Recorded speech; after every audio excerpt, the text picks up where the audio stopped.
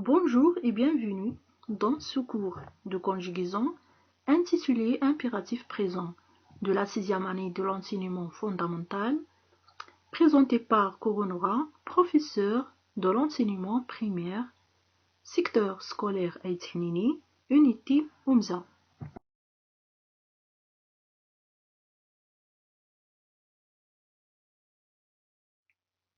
Alors, pour commencer, je vous donne un exemple.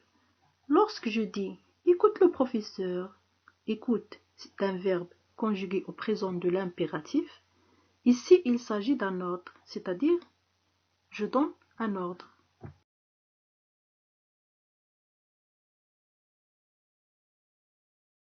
Maintenant, à la définition de l'impératif présent. Le présent de l'impératif, ou bien impératif présent, il sert à donner un ordre, un conseil ou une interdiction. L'impératif ne se conjugue qu'avec 3 personnes, la deuxième personne du singulier, c'est-à-dire tu. L'exemple, range tes affaires. La première personne du pluriel, c'est-à-dire nous. Exemple, rangeons nos affaires. La troisième personne du pluriel, c'est-à-dire vous. L'exemple, rangez vos affaires.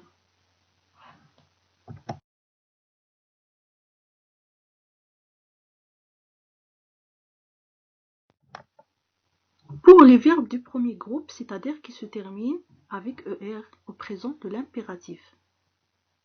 La terminaison des verbes du premier groupe à l'impératif présent est la même qu'au présent, sauf qu'il ne faut pas de S à la deuxième personne du singulier, c'est-à-dire on supprime le S au présent de l'indicatif. Et on trouve l'impératif présent. Je vous donne l'exemple du verbe chanter. Chanter, c'est un verbe de premier groupe. À la deuxième personne du singulier, et dans le mode de l'impératif, on dit chante.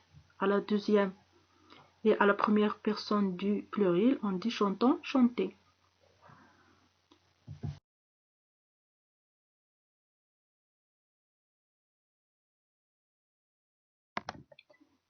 Les verbes du deuxième groupe, c'est-à-dire qui se terminent avec IR, mais au présent de l'indicatif, on trouve les terminaisons ISSON et IC à la première et à la deuxième personne du pluriel. La conjugaison des verbes du deuxième groupe à l'impératif présent est la même qu'au présent, c'est-à-dire la même chose. Je vous donne l'exemple du verbe finir. Finir, c'est un verbe du deuxième groupe. Lorsqu'on conjugue le verbe finir à l'impératif présent, on trouve fini, finissons, finissez. On remarque que c'est la même chose que présent de l'indicatif, sauf toujours on supprime les pronoms.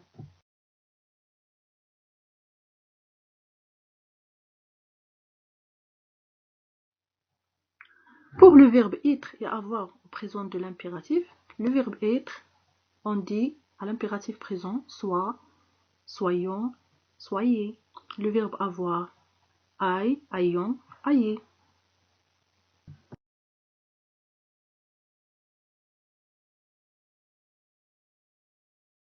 Pour les verbes du troisième groupe, au présent de l'impératif. La conjugaison des verbes du troisième groupe à l'impératif présent est la même qu'au présent, sauf le verbe vouloir et savoir. Il y a des exceptions. Les verbes de troisième groupe qui, au présent, se terminent par ES, c'est-à-dire au présent de l'indicatif, ou AS avec tu, pour lesquels on retire le S. Je vous donne 2 exemples. Le premier exemple, le verbe ouvrir. Le verbe ouvrir, c'est un verbe de troisième groupe. Ouvre la porte. Lorsque je dis ouvre la porte, c'est-à-dire c'est une phrase impérative. Et à l'indicatif, on dit tu ouvres la porte. C'est-à-dire, vous remarquez qu'à l'indicatif, pour passer de l'indicatif à l'impératif, on supprime le S. Et aussi les pronoms, bien sûr. Pour l'exemple 2, le verbe aller. Lorsque je dis va dehors, tu vas dehors à l'indicatif. C'est-à-dire on a supprimé le S et le pronom tu.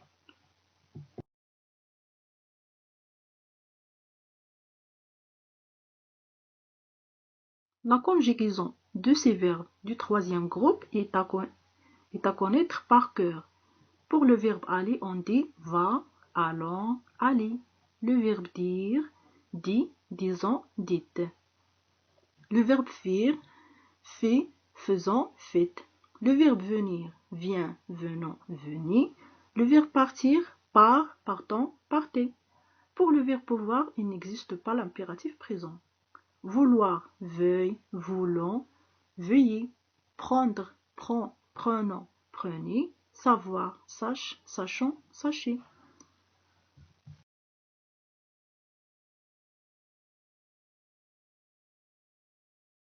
Merci de votre écoute et de votre attention. Au revoir.